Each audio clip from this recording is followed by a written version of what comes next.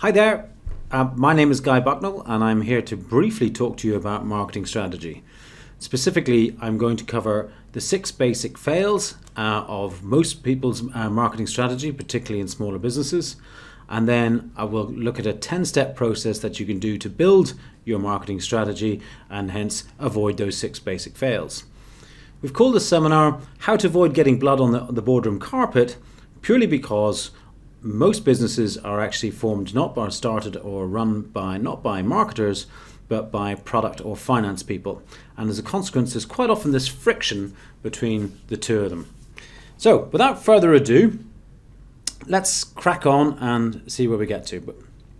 So on marketing strategy, the 6 big fails. But before we get into that, let me just give you a quick insight on me. I have 25 years of marketing experience. I think January 1994 was when I first started working in a London agency.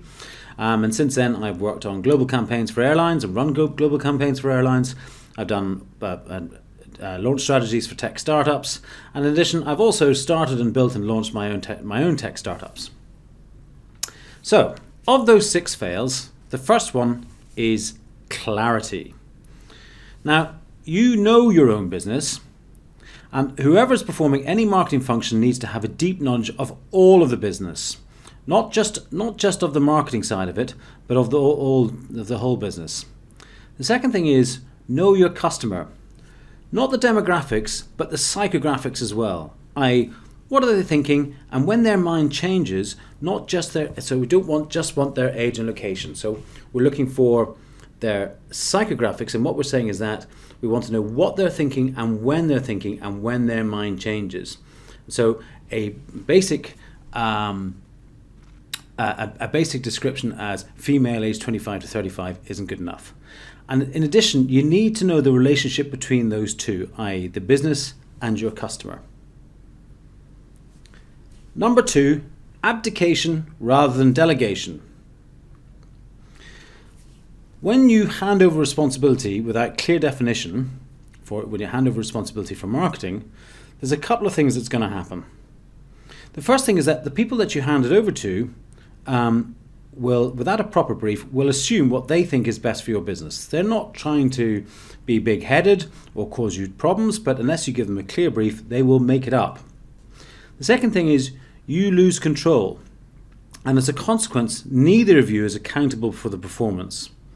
So when you are briefing an agency or briefing somebody else within the team, you need to make sure that, and remember that the requirements of the campaign or the strategy need to be delegated with precise and detailed briefs, which is not just a list of I wants. Number 3, identikit marketing. Every business is different, and every piece of marketing activity needs to be precisely tailored for that business and their customer. So taking bits of successful marketing campaigns for other businesses and trying to stitch them together for yours will only look like a strategy. It doesn't matter if you're both running dental practices and you're side by side on Main Street, but both your businesses are different. They have different ownerships and they will have different clientele, etc. So just because a business is similar to yours and they're doing running a campaign that you quite like, doesn't mean to say that it's going to be effective for you. Doesn't also mean that actually that campaign is being particularly effective for them either. Anyway, number 4, hope marketing, or as I sometimes refer to it as forlorn hope marketing. And this is where somebody has this great big idea and saying, this will save our marketing strategy. Okay? But you need to remember a couple of things. A successful marketing strategy is multifaceted. It has many faces to it. It has quite a few aims. And no single action will achieve the long-term objective. So there's no white horse or knight on a white horse going to come riding over the hill that's going to solve all your marketing issues. It just doesn't work like that. So if all your sales are coming from down one funnel or from a single customer, really beware. Quite often you hear the words, we'll give that a go, or I'll give that a go, I'll give that Facebook campaign a go, or I'll give LinkedIn a go. And when you hear those words, it's nearly always followed by 6 months later by, we tried that, it just didn't work for us. Actually, usually some bits of it probably have worked for you. You just don't know which bits. Number 5, DIY marketing. Now, DIY marketing, I need to say, is not always bad. Doing it yourself is not always a bad thing. But do make sure you understand the principles and the basic mechanics of the strategy that you're implementing. It doesn't take the brains of an archbishop to be an electrician, but would you rewire your own house? I.e., you understand how it works, but would you actually do it yourself? So if you are going to do it yourself, make sure you do it under certified supervision, which is a great way to learn. And there is no problem with you doing it yourself. And quite often budgets mean that you have to do it yourself. But when you do so, get yourself an expert to keep you right along the way. And finally, number 6, and this is probably the biggest part of this first part of this chat. You need to learn to fail. Now, failure is inevitable and absolutely necessary. 80% of new marketing activity will fail. I don't care how good you are or how many times you've done it, 80% of it will fail. Now, what you need to do is make that failure work for you. I.e., you've got to fail fast, fail forward, and fail cheap. So when you fail, you do it quickly, and when you fail by saying fail forward, what we mean is that you learn from those failures, and you fail cheap, that you make sure that when you do fail, you keep it really, really short and sweet with very little expenditure. Now, to do all those threes together, you have to maintain proper KPIs and only take action based on what those KPIs are telling you, i.e. use the scientific method. Let me just say that again. You've got to keep very, very accurate records of everything that you did and why, and adopt the scientific method. Because if you don't, you'll not learn what works and what doesn't work. So, have you got a marketing strategy problem? No? Well, listen, thanks for watching. However, if the answer is yes, you perhaps then want to know how to fix it. Okay, so to build a marketing strategy, it can be done in 10 basic steps. Now, they take a little bit of time, and you can't do them overnight, but they are if you take it in bite-sized chunks, it can be relatively simple. And this will fix any or all of those 6 basic fails that I've just outlined that you might have experienced. Can I suggest that you take these 10 steps before you spend any more money on advertising or marketing? And if you want to see those 10 steps in a 10-minute presentation, then you can go to this link, bucknall.info, 10 steps. Or you could carry on seeing what we're doing here. So let's look at those 10 basic steps. Step 1 is the preparation. What you need to do in the preparation, this is all about, in this first part of this, part 1 of the preparation, is knowing your business. Now, the best way to do this is by applying a business model canvas, or going through an exercise where you build the business model canvas of your existing businesses. Now, a lot of people, when I say this to them and show it to them, they go, but that's got nothing to do with the marketing. It has everything to do with the marketing. Marketing strategy applies to the whole business. And if you have done a business model canvas recently, but it was less than 6 months ago, I strongly suggest that you do it again. It's one of those things that really be good to get into the habit of doing about every 6 months. If you don't know what the business model canvas is, I'll not spend too much time going into it right now. Just Google business model canvas. It might sound to you like a bit like some MBA claptrap, but actually it's not. In brief, what that picture shows you is on the left-hand side. This picture is a representation of any or every business that you might come across. On the very left-hand side, we have the key partners that you work with, and then moving from left to right, the key activities that you have to do, and the key resources that you require. Taking those 3 bits together, you can then produce something of value, or the value proposition, to your potential customer. On the right hand side, you have your customers, and then between them the customer relationships, which can be the marketing relationships, the relationships that your sales teams have with them, or your after sales teams, or even just your delivery teams, etc. But all those relationships should be going backwards and forwards. In very general terms, the costs are on the left and the revenue is on the right. Now, of course, There are exceptions to that, like you might have to pay for delivery, etc. on the revenue side, but in general terms, the costs are on the left and revenue is on the right. But as I say, Google the business model canvas and you'll find out a little bit more about it. What this does is it gives you extremely good overview picture of your entire business. The second part of the preparation is really know your customer. And by saying that, you do, to start this off, do a very basic customer journey actions list and identify everyone on your customer side, well actually not just on your customer side, on your customers and key partners side who will be involved. So going back to the business model canvas that we just looked at, when you've gone through that exercise, you'll have identified who your key partners are, and you'll also have identified your key customers. And now in your key customer list, you'll find that particularly if you're selling business to business, that you won't just have one customer. You'll have a number of customers who need to make decisions along the way, particularly for the larger spends. In very, very general terms, consumer sales require one person to make a purchase decision, and business-to-business sales will require multiple decision makers, and you need to identify who they are. Bearing in mind that if you're only dealing with one customer when there is 3 or 4 people in the decision-making chain, that just because you've got one person convinced or who really wants to do it doesn't mean the other 3 will do as well. And you need to bear that in mind and have strategies of how you're going to help that person, your champion in that business, make that sale for you or help you make that sale. So step 2 is once you've understood who those customers are, do personas for them.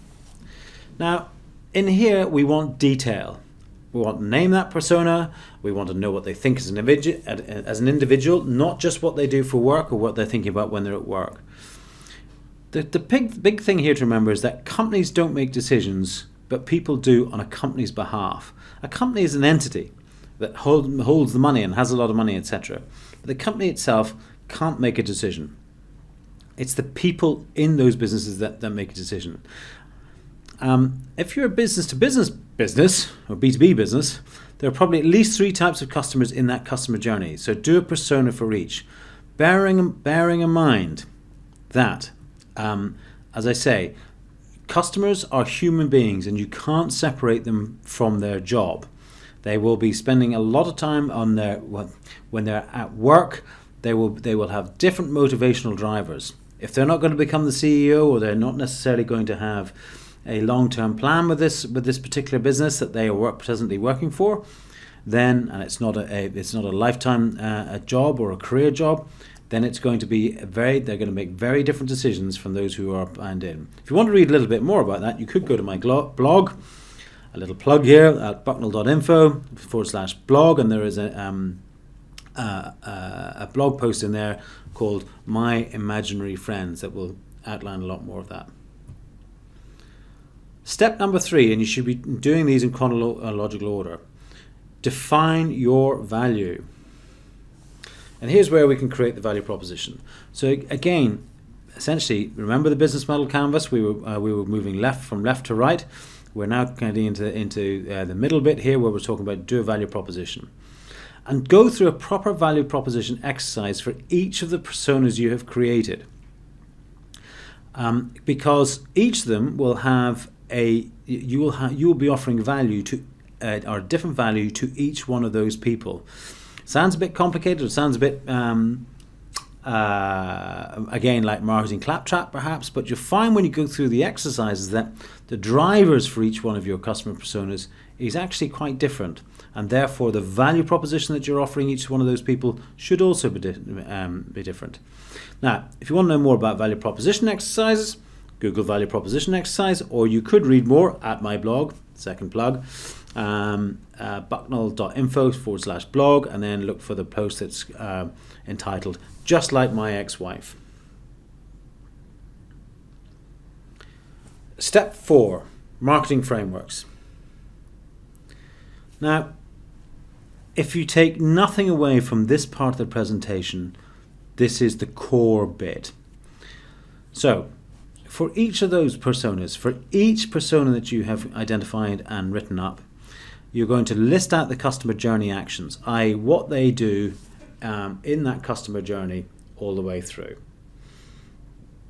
For each action, you'll then identify their need, and you will understand, or you will see on the way through, that in fact their need changes in each one. So you will probably need to adjust your messaging for each one of those, and that messaging is determined by their need, or a mixture of their need and the value proposition you have for that particular customer.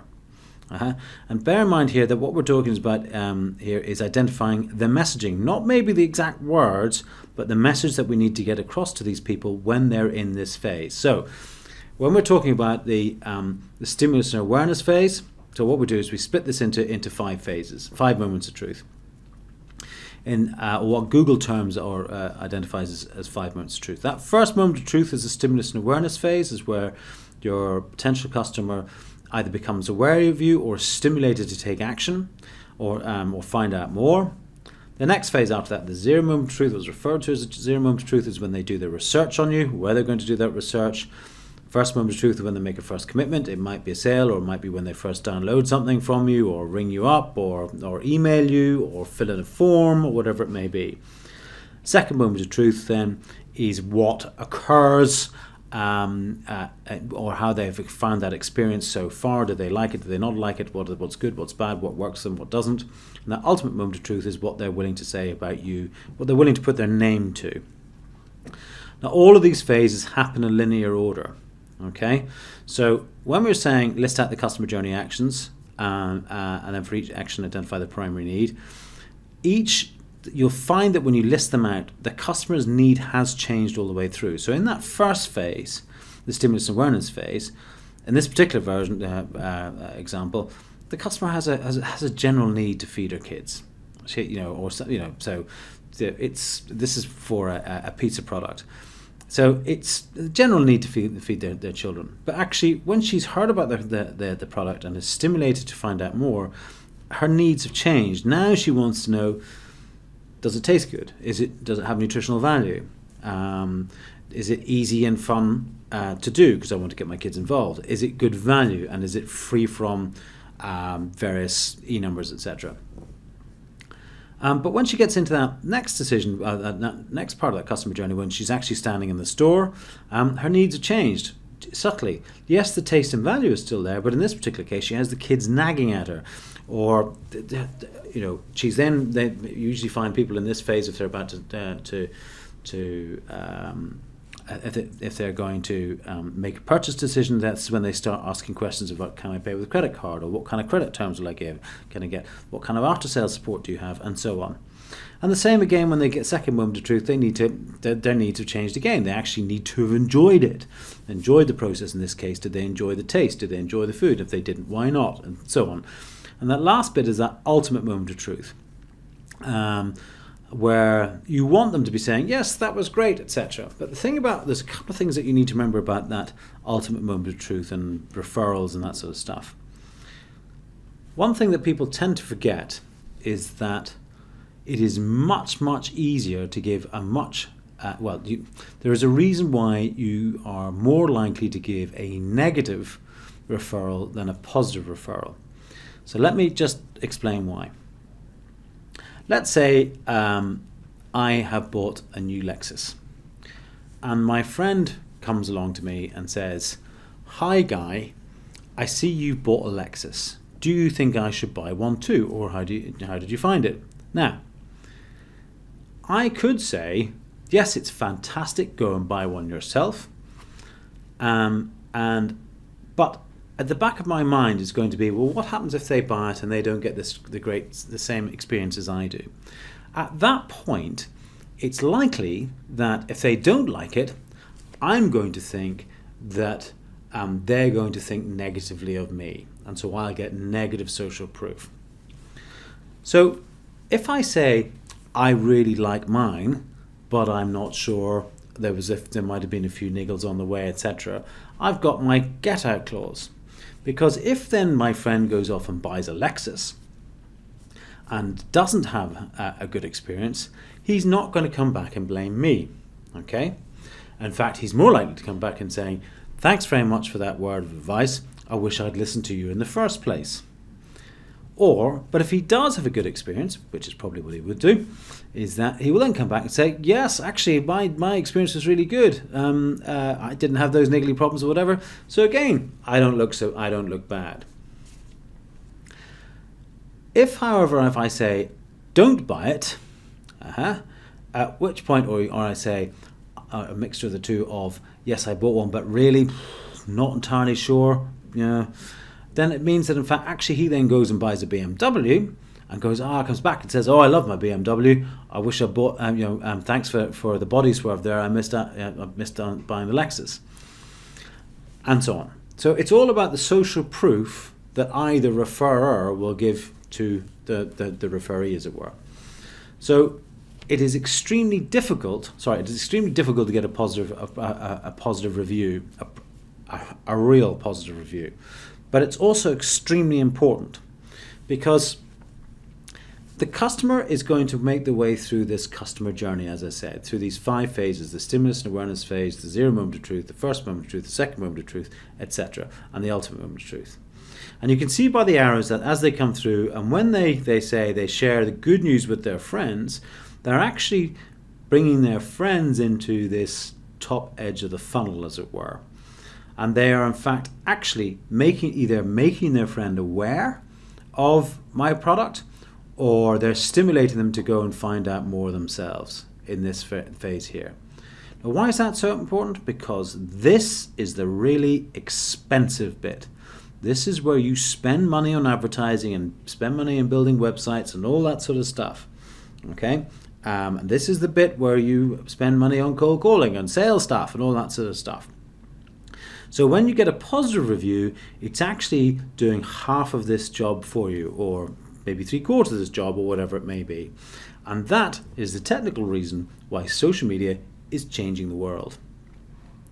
Now, the last thing to remember is that when you break this up into these phases, these dotted lines, wherever you put them, will become the conversion points. And as a consequence, if you can quantify this phase, then you can quantify if you can quantify each phase, then you can quantify the conversion between the 3 of them, or between the 5 of them actually.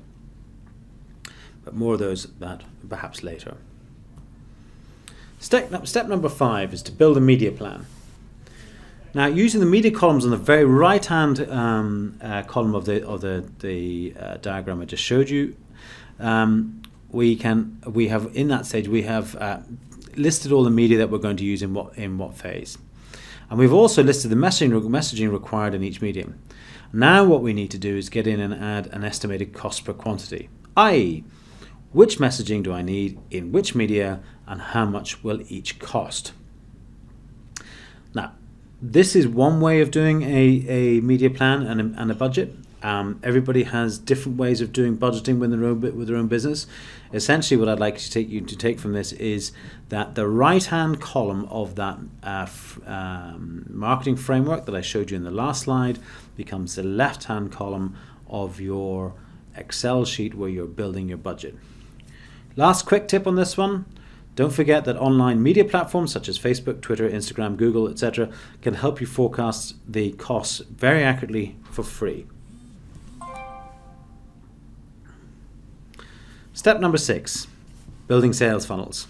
It may again not sound like a marketing function, but if you want to understand the real value of your marketing, then you need to have a deep understanding of your sales functions as well.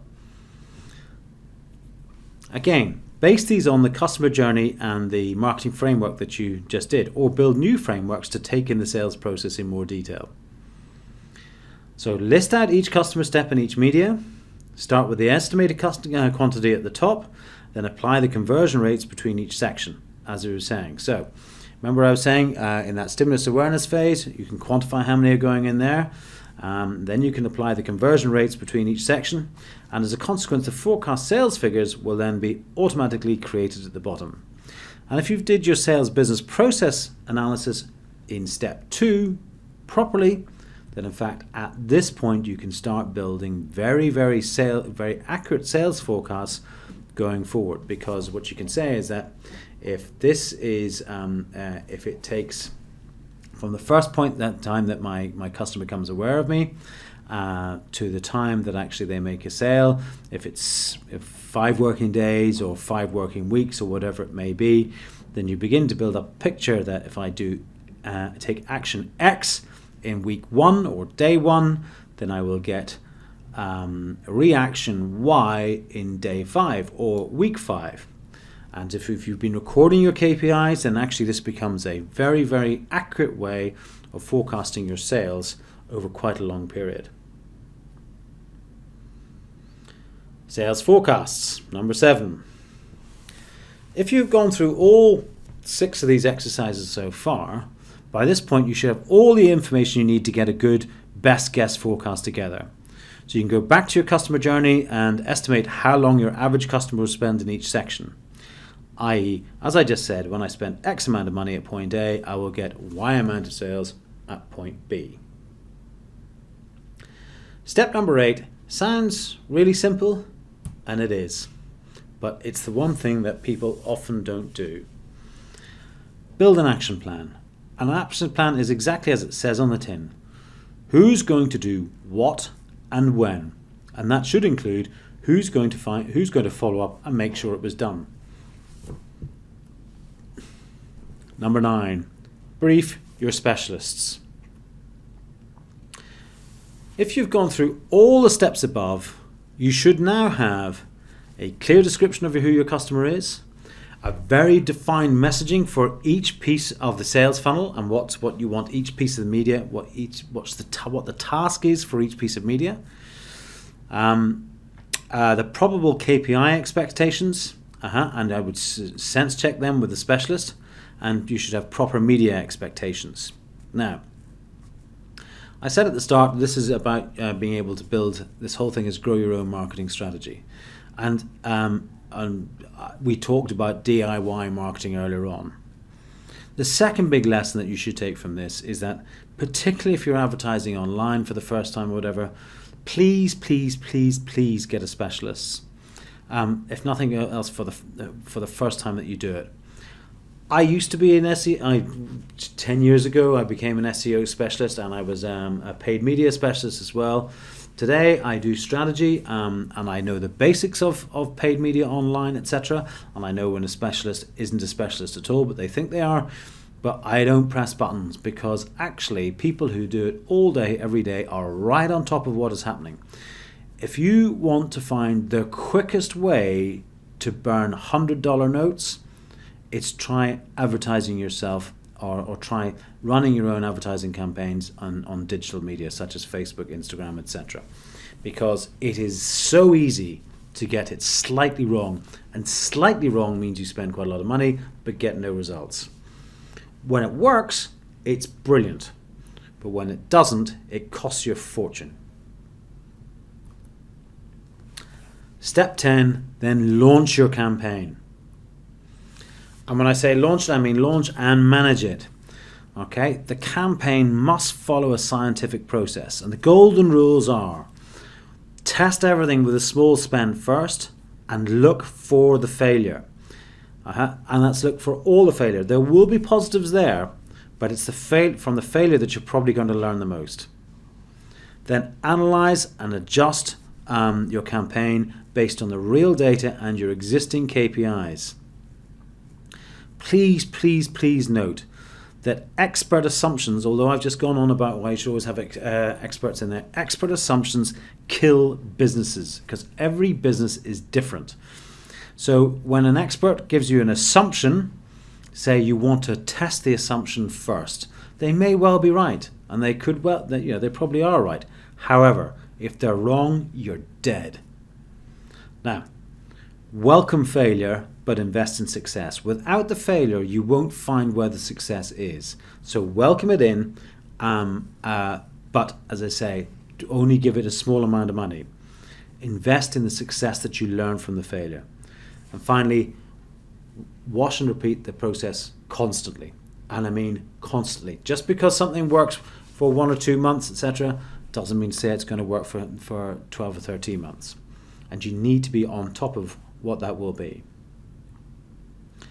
So what will the result of all that be? Well, the result is you will have a deep understanding of the building blocks required and the first basic set of KPIs applicable to your business. And it's actually, you can then extend those out right across the whole of your business. What does that mean for you? Well, it means that you will understand what each element of your company's marketing actions are supposed to be achieving and how. You will have a scientific process for growing your business. You'll be enabling data-driven decisions throughout the business, not just in the marketing side of it. And in fact, actually what that means is that you're ensuring marketing performance and almost probably as important, if not more important, peace of mind. If you at the moment are thinking or that you are burning money spending on marketing and you don't understand where it's coming from, then in fact, actually, by going through this process, it will give you that peace of mind and stop you waking up at 2 o'clock in the morning staring at the ceiling with a cold sweat. So welcome to the sunny uplands of being a marketing strategist. That was the very basics of how to put a strategy together, to create a plan and launch it. Remember that successful marketing campaigns are a difficult climb, and you are not going to go from the bottom of the hill to the top of the hill straight away. It's going to be built on a lot of setbacks, and hopefully most of them minor, particularly if you've followed the learn to fail fast, forward and cheap lesson, then in fact actually those setbacks will be minor. And if you've planned it properly and recorded your KPIs and taken the suitable actions based on those KPIs, then you will get lots of minor failure, but it will also lead to major success. So here's a quick one. Here's my quick call to action. We are running a Grow Your Own Marketing Strategy course that's based exactly on those 10 points. It kicks off on Monday the 27th of January for 8 weeks. It consists of one 1-hour group Zoom call every week, and then everybody is set a weekly challenge, which they, by each of those weekly challenges over 8 weeks, that they are building up their own marketing strategy. And we do it in the collaborative learning in the course newsfeed, and the course has a dedicated newsfeed. So essentially, you do the lesson, you then do the weekly challenge, and then you submit it into the course newsfeed for peer review. Myself and my team will come in and, or also in that newsfeed, will peer review the work that you're doing, give you hints and feedback and all that sort of stuff. Now, we actually have a special Friend of Shelley discount, which is 10%.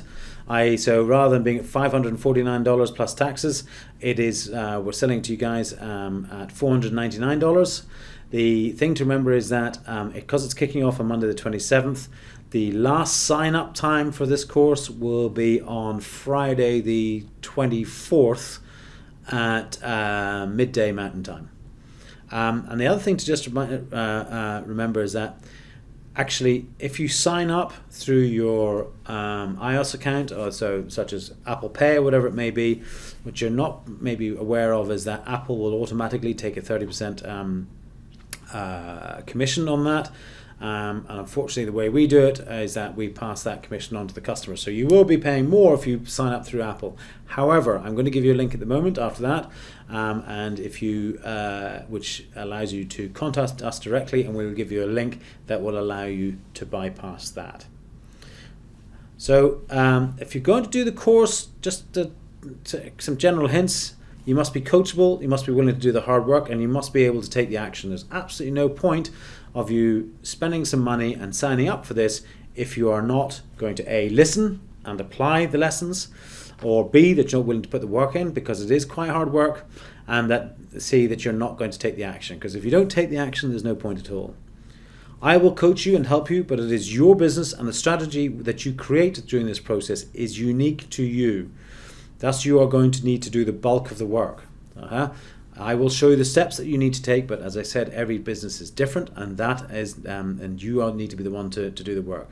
But having said that, if you do the work, you'll be pretty sure that you will take the action.